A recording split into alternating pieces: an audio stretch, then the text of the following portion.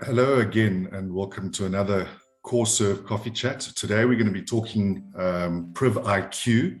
It is a locally developed platform for managing of data protection. Although it's locally produced and obviously supports POPIA, it also is available internationally with some big GDPR customers, etc. on it. So we're going to be doing a little bit of a different format this time. We're going to be interacting in a questions and answer type format. And I'm joined by Philip from PrivIQ. Philip has been on the platform since inception and has a real wealth of knowledge and experience implementing PrivIQ. So I think let's get stuck straight into the questions. Just first of all, hello and welcome, Philip. Thank you, Mark. Thank you for the opportunity. Right. So, what are you seeing in the market at the moment that's triggering customer interest, specifically in PrivIQ right now, both internationally and also locally?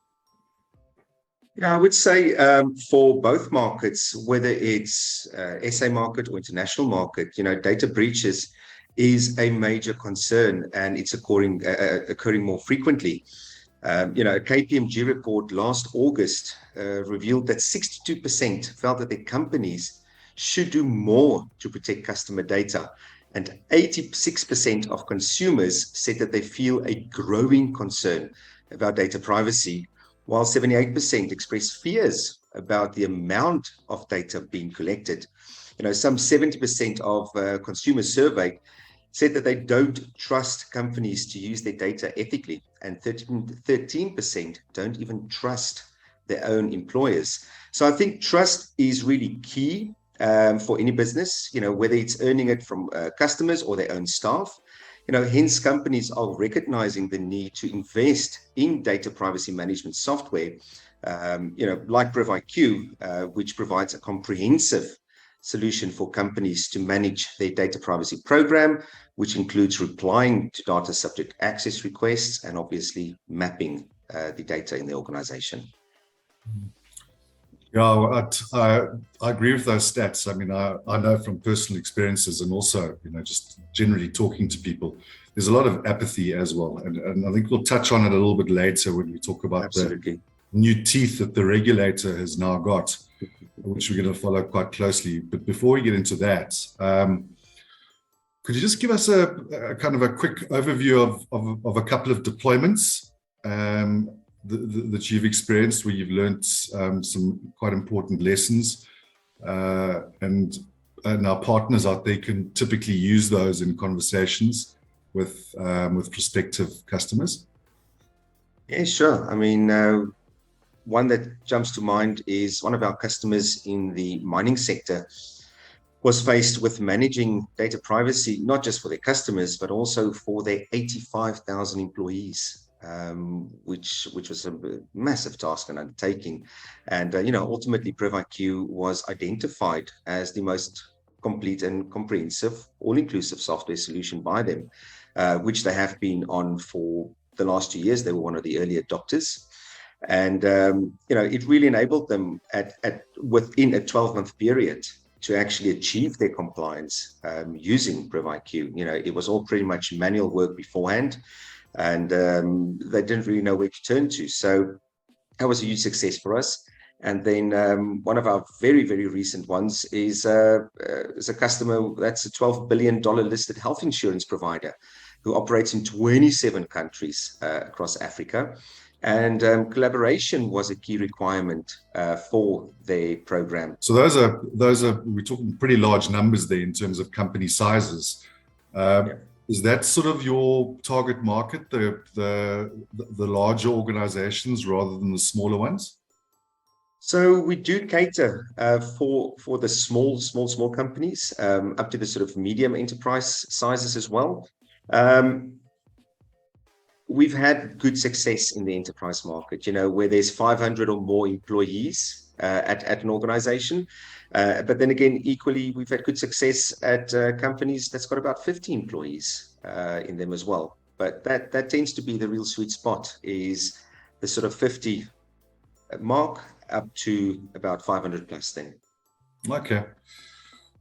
So the big question, the regulators now apparently or allegedly got some teeth in appointing that enforcement board or committee.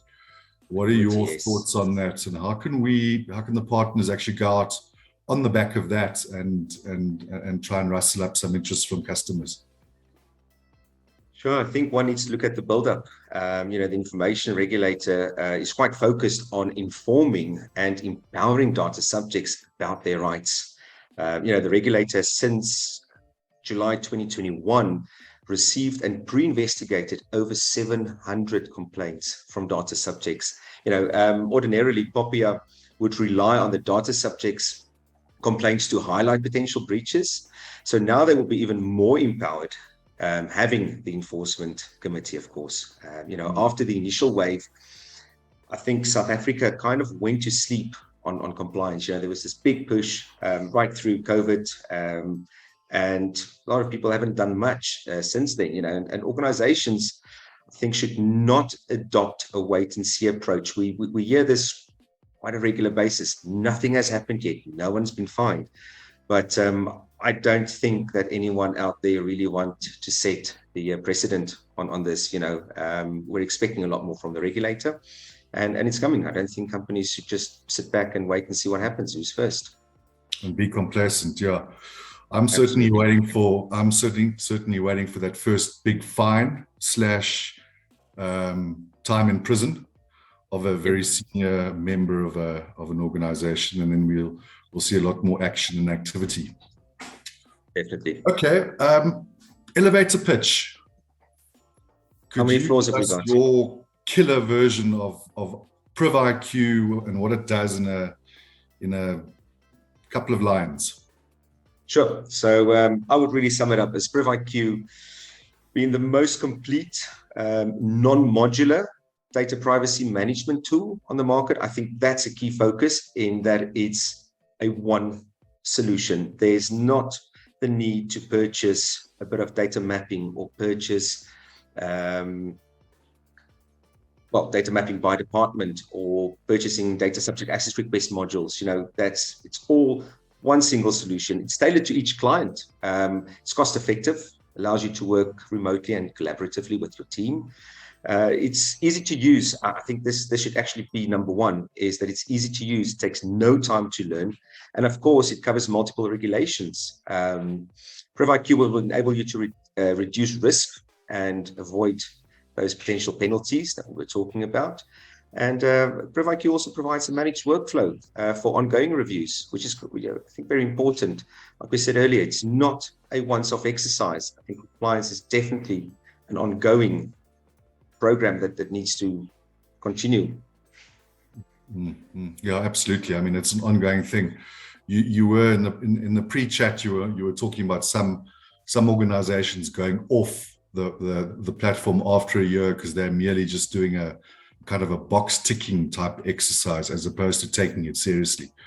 But I guess with the new enforcement capabilities of the regulator, and these breaches that do in fact happen, I think we certainly will see people staying on the platform and maturing over time as well. Like, I guess that's also where PrivIQ facilitates you to be able to really mature in how you handle your privacy policies and all the data of both your employees and also your customers. I just want to provide a bit of insight to some partners out there who may find it tough or struggle to sell PrivIQ into the market. And, we always get asked this question is, what can we do? How should we do this? And my advice would be that they should keep up to date with the latest developments around data privacy. That's essential.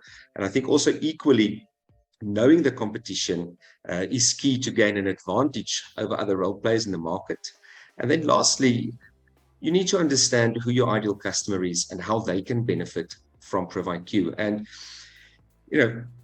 instead of selling to multiple or attempting to sell to multiple organizations, I would normally advise partners to choose one at most 2 industries, for instance, mining, financial services, pharmaceutical, and become an expert in those industries. They can look out for trigger events at those companies that they've identified in terms of which industries they want to sell into. Those triggers would be things like change in leadership at an organization, new job roles being advertised on LinkedIn, for instance. That's a great source of information. Or quarterly results are generally good triggers for them to act on, and it's a good time, we find. Great. Well, thanks, Philip. Thanks very much for your insight. We really appreciate the time you've taken to chat to us about PrivIQ, and thanks to those who are watching and listening. And until next time, cheerio.